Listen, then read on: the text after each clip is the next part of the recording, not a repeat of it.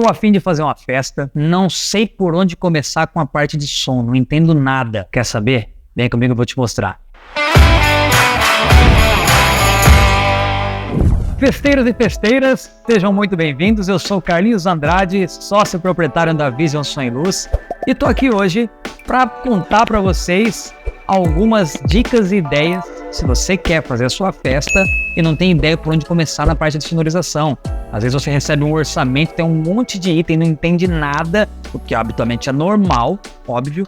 E eu vou te mostrar então o que pode ser necessário ou até mesmo desnecessário dentro desse orçamento. O primeiro aspecto que você deve analisar é em relação ao espaço que você pretende realizar a sua festa, ok?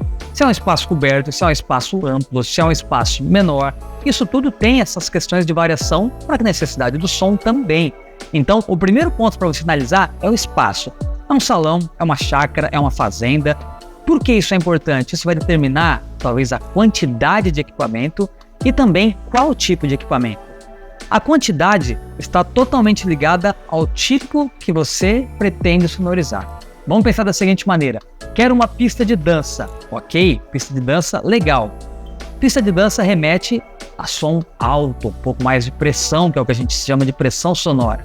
Para isso, a gente tem dois pontos fundamentais para ter essa questão de pressão sonora e parecer realmente uma pista de dança, uma balada, se essa é a sua ideia.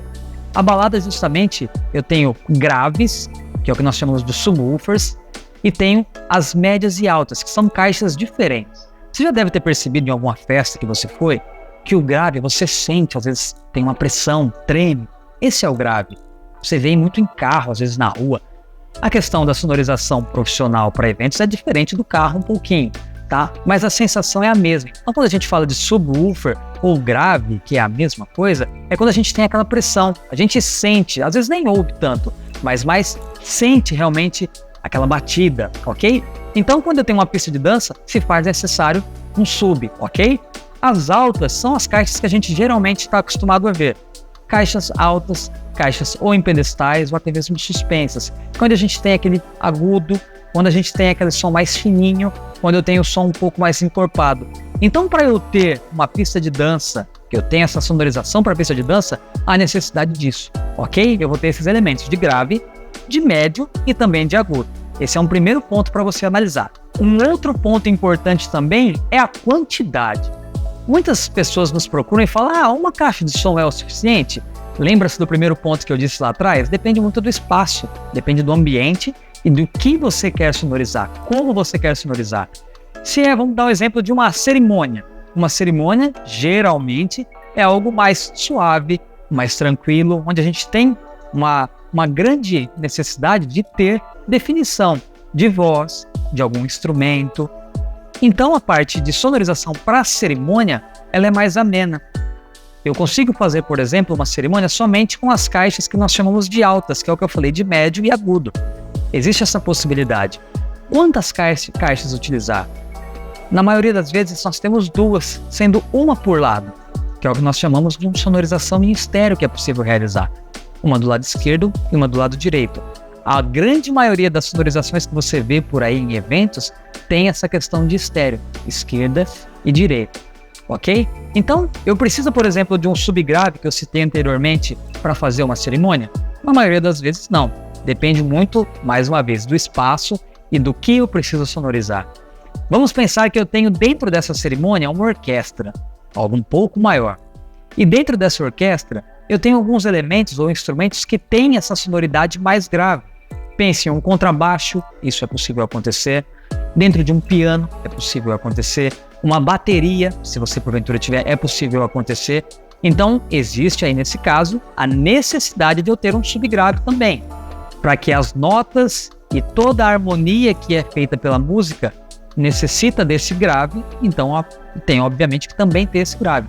Se eu tenho algo bem mais ameno, tranquilo, violino, violoncelo, na maioria das vezes também, um acordeon, propriamente vozes, violão, na maioria dos casos eu não necessito desse subgrave, tá ok? Então, converse bastante se você vai ter essa questão de banda, de trio, ou até mesmo de som mecânico na questão da cerimônia, certo? Ela vai ser fundamental para a gente definir que tipo de sonorização, que tipo de equipamentos a gente vai disponibilizar para vocês.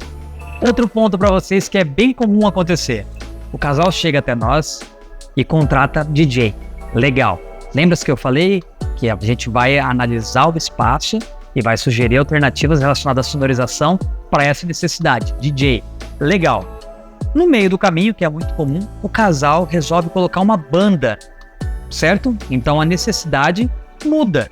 Por quê? Lembra que eu comentei lá atrás que nós temos a parte de sonorização para DJ, foi calculado aquele equipamento para DJ.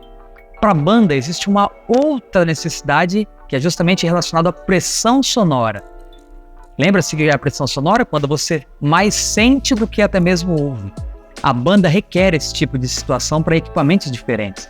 Então é diferente quando eu contrato um DJ e quando eu contrato uma banda com vários músicos. Nós temos, no caso, uma mixagem que tem que ser realizada e o equipamento de sonorização também tem que ser modificado. Entra também outros pontos relacionados a essa parte de sonorização, como backline, que eu vou explicar mais à frente, um rider técnico, que é o que, na verdade, esse rider técnico? São os itens e equipamentos que essa banda vai utilizar, que ela necessita para desenvolver o seu trabalho. Então são itens que estão além do que apenas a sonorização que era com o DJ, ok? Então existe diferença sim entre DJ e sonorização de banda. Vamos voltar um pouquinho. Eu falei para vocês sobre backline. Esse termo é muito comum quando nós temos banda. E o que significa? Backline nada mais é do que a relação, os itens que estão dentro do rider. São duas palavrinhas aí em inglês para vocês aprenderem. O rider é a listagem dos equipamentos que a banda necessita para desenvolver o trabalho. E o backline nada mais é do que esses equipamentos que vão atender esse rider. Então, pedestais de microfone são dentro do backline que o rider pede. Microfones são equipamentos de backline que o rider pede. E assim por diante. Tudo que nós temos no palco, dentro do palco. Um outro termo que é muito comum também as pessoas ouvirem e não saber o que é o famoso PA. O que é o PA? O PA são as caixas direcionadas para público, tá? Seria um público áudio, vamos pensar dessa forma. Então são as caixas direcionadas para o público, para os seus convidados. Esse é o famoso PA. Como eu disse lá atrás também, geralmente L e R. Lado esquerdo, left, e lado direito, right, ok? Eu acho que eu confundi. Aqui é o direito e aqui é o esquerdo. Não, mas funcionou. O L para mim é aqui, mas tudo bem, não tem problema. Detalhe. Vou fazer uma pergunta para você agora. Vamos supor que no seu casamento, na sua festa, você vai ter DJ, ok? Então tá lá já o equipamento contratado para DJ. E aí você resolve colocar um voz e violão. Vamos pensar dessa maneira. Para uma hora de recepção, algo mais ameno e tudo mais. Eu preciso mexer no meu sistema, na minha sonorização, no meu PA? A resposta é bem sim. Você não tem essa necessidade. O voz e violão entra dentro daquele quadro que eu comentei lá atrás como se fosse sonorização para cerimônia. O sistema que você já tem para DJ já vai atender esse voz e violão relacionado ao PA. O que talvez seria necessário, dentro do rider desse artista que você contratar, alguma coisa para backline. Lembre-se que é o backline, microfones, pedestais, algum outro equipamento que o músico vai utilizar. Carlinhos, mas o meu músico ele já vai levar o equipamento dele, ele já tem o backline dele. É possível agregar no seu sistema?